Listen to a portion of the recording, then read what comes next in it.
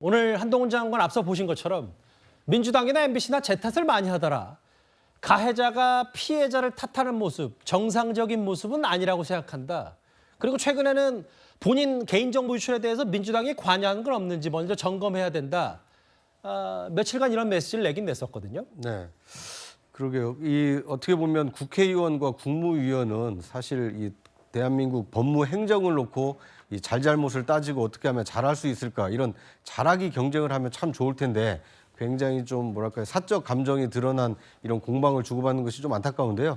어쨌든 지금 한동훈 장관은 자신의 일로 이 최강욱 의원이 지금 압수수색을 당하고 있는 상황이기 때문에 이거에 대한 어떤 잘잘못이 어떻게 되는지 관심을 갖고 지켜볼 것입니다. 마찬가지로 최강욱 의원도 압수수색을 당하고 있습니다만 자신의 입장을 분명히 밝힐 필요가 있습니다. 한 장관의 어떤 그 개인정보가 담긴 자료를 유출한 것인지 그렇지 않은 것인지에 대해서 이 분명히 입장을 밝힐 필요가 있지 않나 하는 생각이 듭니다. 예. 가해자가 피해자 탓을 한다는 얘기는 좀 어떻게 들으셨어요? 맞죠. 왜냐하면 지금 한동훈 장관은 본인이 고소 고발한 것도 아니고 제3자가 다른 어떤 사건에 의해서 고발된 조치에 대해서 서울의 경찰청에 지금 반부패 공공범죄수사대가 막 열심히 수사를 하고 있는 과정에서 이렇게 역으로 추적해서 들어가는 거예요. 그러니까 과거에 무슨 김우경 의원이라든지 뭐 더 탐사가 뭐 스토킹 해가지고 했던 것에 대해서 고소한 것에 대해서는 한동훈 장관이 직접 당사자가 되지만 이 사건 한동훈 장관은 그냥 자기의 개인정보가 이렇게 유출됐던 것도 몰랐던 상황이에요. 몰랐던 건 이번에 이제 다른 제3자가 고발하면서 알려지게 됐잖아요. 이게 피해자지 않습니까? 그 피해자한테 이른바 유출시켰던 가해자가 왜 한동훈 장관이 억압하고 있고 무슨 인권을 탄압하고 있고 국회를 모욕한다 이러면 저 말이 나올 수밖에 없죠. 저는 한동훈 장관의 말이 틀린 말이 하나도 없다고 생각합니다. 한동훈 장관 얘기 나왔으니까 이 부분도 짧게요. 한 장관의 법무부와 민주당이 주말 새 이 얘기를 두고 충돌을 했습니다.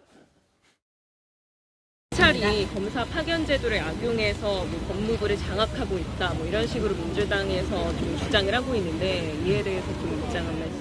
어저께 입장을 냈다시피 잘못된 주장입니다. 사실관계도 잘못되어 있고요. 과거에 오히려 그 공직자들을 배제한 상태에서 외부 인원을 쓰는 상황에서 주로 이제 특정 단체라든가 이런 편향된 이 정치단체 출신 사람들이 많이 들어와 있었잖아요.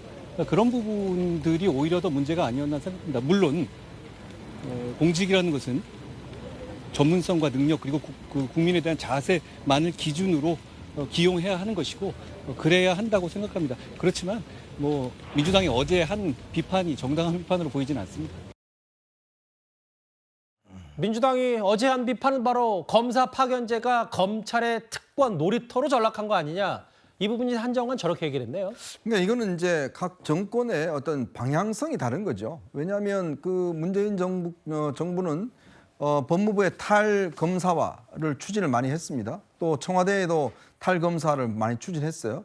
근데 그 자리를 다 메꾼 사람이 누구냐면 민변 출신 변호사들이 다 메꿨습니다. 자, 그러다 보니까 업무의 어떤 이 검찰 업무도 제대로 모르고 그러니까 그런 상황에서 이제 하다 보니까 여러 가지 문제점들이 많이 노출됐거든요. 그래서 이제 한동훈 장관의 취임 이후에 결국은 예전에는 사실 검사들이 다 법무부 가고 그랬습니다. 그런 거 다시 원상복귀시킨 거거든요. 이게 뭐 딱 기준이 있는 게 아닙니다. 그건 정권의 어떤 지향성과 방향성에 따라서 하는 거거든요. 그러니까 민주당이 예를 들어서 하는 것도 뭐 자기들 정권 때는 충분히 그렇게 할 수 있어요. 그러나 정권이 바뀌었지 않습니까? 바뀌어서 지금 윤석열 정부에서는 결국 검사들이 지금 법무부에 파견나는 거에 대해서 전혀 어떤 문제성을 느끼고 있지 않는 거거든요. 또 나름대로 검찰을 관장하고 있기 때문에 저는 저 논쟁은 사실은 뭐 민주당의 어떤 비판은 본인들이 있을 때는 그렇게 하는 거고 지금 이 정권에서는 또 다른 방향을 하는 거고 저는 뭐 전혀 비판할 수 있는 근거는 없다고 봅니다. 네.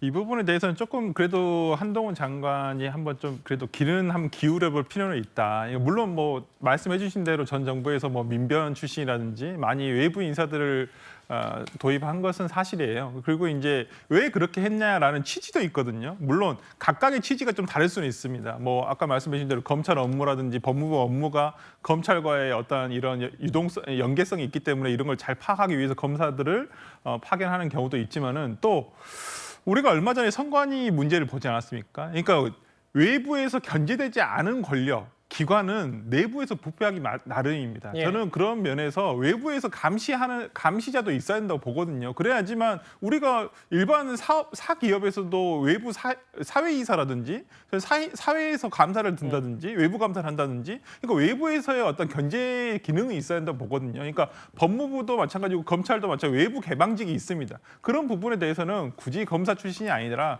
꼭 검사 출신이 아니라 법원 출신이라든지 여러 외부에서의 감시 눈을 좀 확보할 필요는 있지 않나라는 생각을 해봅니다. 이번 주제 잠시만요. 속보성 자막 하나 했는데 이 얘기만 제가 짚고 마무리하겠습니다. 그러니까 한동훈 장관의 개인정보 유출 사건에 대해서 최초로 경찰에 고발한 게 바로 저기 보시는 김민석 강서 구의원인데 최강욱 의원에 대해서 책임 있는 모습이 필요하다. 이게 왜 협작인가라는 입장을 냈습니다. 그러니까 이건 단순히 본인이 받은 정보 자체가 불법 소지가 있기 때문에 경찰에 수사를 의뢰한 건데 이게 마치 누군가의 합작품인 것처럼 정치 공세를 하는 게 부적절하다 이런 취지의 발언인 것 같은데요. 알겠습니다. 강제 수사는 아직도 진행 중인가요? 저도 좀 확인을 해봐야 될 것 같은데. 이번 주제 7위까지 만나봤습니다.